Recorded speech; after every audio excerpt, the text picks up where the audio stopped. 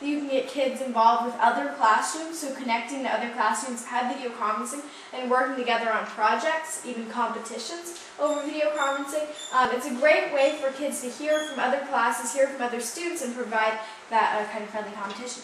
Presentations, kids can give presentations over video conferencing if there's a topic that one of your students or some of your students know a lot about, or if you've been giving them assignments to complete, then they can present that over video conferencing to other classes as well. So it's a really great way to connect and go beyond the walls of your classroom.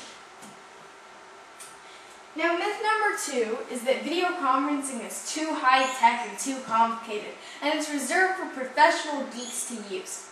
Well, I would say this one is busted, but it depends on this. Look at me. Do you think I'm a geek?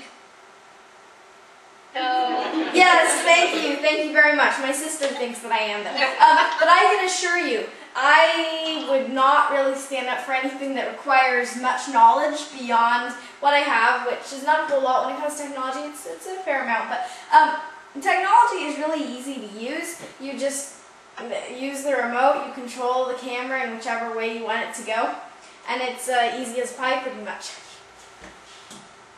And all you have to do is turn on the unit, call the recipient, and press disconnect once you're finished, which I would say is fairly easy.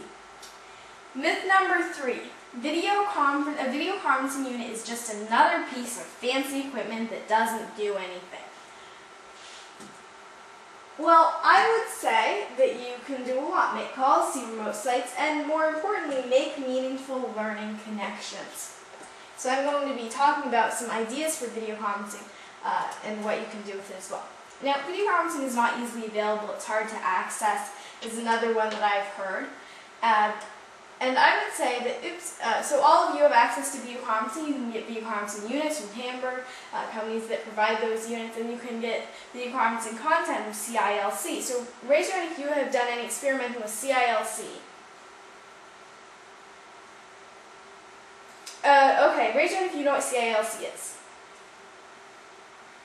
I see a raised hand there. Well, CILC is a really great resource for finding video conferencing content. So to give you an example, I'm going to go online and show you what it is. CILC is a Center for Interactive Learning and Collaboration. So let me open up a new tab here and go to CILC.org. So let's say that you want your students to learn about reptiles. So you can type in the keyword reptiles, hit search, and there you have it. All about reptiles, compare, contrast reptiles and amphibians from the Tennessee Aquarium, reptiles live from COSI Columbus, sea turtles, amazing reptiles of the sea from the Moat Marine Laboratory. So as you can see, you're getting a ton of content just by entering that one search word. You're finding all of these virtual field trips, presentations, etc. from museums and aquariums across the world. So that's really powerful. On another note, maybe you want to find a specific presenter. So just to do a little plug for myself, I'm going to type in my own name, Adora and hit search. And what do we come up with? Let's see, well, we have the presenter bio, we have ACE in your state social studies test, advanced descriptive writing, a kid's guide to world religion, 12-year-old teacher and student shares insights, a kid's guide to smart money, etc. So just to give you a little highlight of some of my programs there. Yeah, it's kind of a sneaky way to get in an advertisement, but I say, you know, demoing CILC and let's just show you some of my programs. So that's always a fun thing I love to do. But I balance it out by searching some other keywords too. And that's really fun. If there's something that your class needs, if there's something that your class is learning about, and you really want to make that kind of come alive, or you want a cool field trip experience, then you just type it in, search, there you go. Now another thing is that when I connect to students, a lot of them are like, oh my goodness, we're on TV. And I usually shock them out of that by saying, no, you're not on TV, because I can see and hear you. But a lot of teachers think, well, it's kind of like a TV, do we really need another one of those in our classrooms? Well, the video conferencing system is way different because you can really conduct a conversation and get live interaction. And I think it's important to use your video conferencing units not as TVs, not just sitting there listening to a presentation, but really two-way, where your students are getting involved, where the presenter is getting your students involved, etc. And the students who raise their hands can be called on to respond. that's all stuff that you really can't do over TV. So video conferencing, I think, gives educators a lot of choice and a lot of power. Because video conferencing truly tears down walls. Now, in the olden days, or not too olden days, you might sit in the classroom, you learn about a topic, you go back home without really seeing that topic before your very eyes. But video conferencing allows you to expand in all directions so that if you're learning about something, you can actually see it and hear it and feel it. Now, it also brings connections to authors and experts. So this is one great thing you can do with your video conferencing units, is find authors and experts. Maybe if your school is doing a reading about a certain book, you could find out if that author is doing something over video conferencing. You can connect to learning centers, other classrooms, museums. There are all kinds of places that you can connect to through your video conferencing unit, and it's important to explore all of them. Now, instead of just reading from a website or showing a video, you can speak to content experts or collaborate with classrooms around the world. Video conferencing offers a variety of learning formats, and here are a few of them: content creation in the classroom, student collaboration, accessing content providers, and distance classes. Now, this excerpt is from Interactive Video Conferencing by Janzanias and Casey Ray, and that's a great book, by the way. Janzanias from Tamburn was really the one who discovered me, and she was the reason I have this video conferencing unit.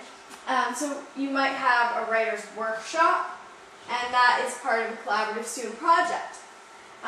You could have a lesson about insects.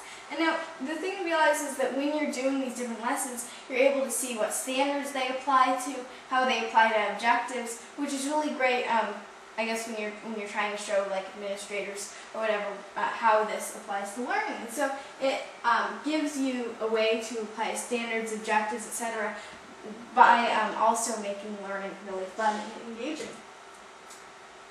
Author visits. So these are all things that you may do regularly face-to-face that you can turn into video conferencing field trips. Now, programs can be more than one type of format. In fact, very often they might be 2 or even 3.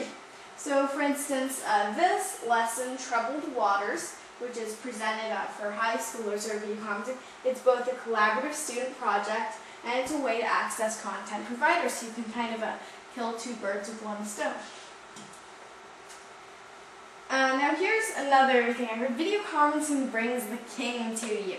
Well, this one is plausible if content is king. And you can find countless of these programs on CILC. As I just showed you, you type in pretty much any search word and they'll have something for it. So I see that you all have computers there. What you can do is go to CILC.org. So I'm hoping to see you leaning over and typing. And I also hope you have internet access. Yeah, I think you should. So go to CILC.org. And raise your hand if you have landed on the website page. Great. Okay, now where you see the keyword area, type in something that you think your classroom would benefit from. So if your classroom is learning about writing, you could type in writing, or if you want to get more specific, you would type in something like insects. So a topic that you think would be interesting to your classroom.